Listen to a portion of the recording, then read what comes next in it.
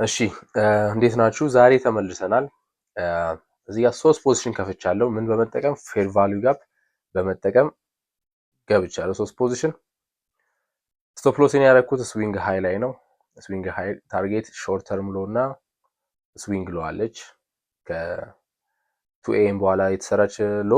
ሶ እዚህ ጋር ፒራሚድ ማድረግ ይችል ነበር፣ መጨመር ይችል ነበር። ለመጨመር ባስቤ ነው ጀስት ግን ቮይሱን ቪዲዮን ሪከርድ እያደረኩ ስለነበረ ሚስ አድርጌዋለሁ።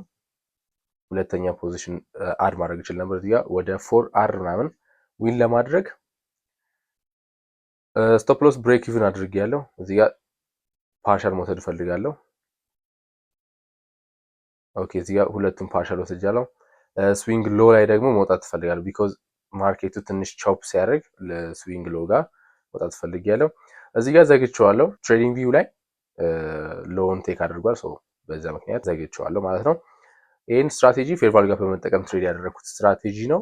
ትሬዱ እንዴት እንደወሰድኩኝ እያንዳንዱን ነገር ቀጣይ ቪዲዮ ላይ ታገኙታላችሁ።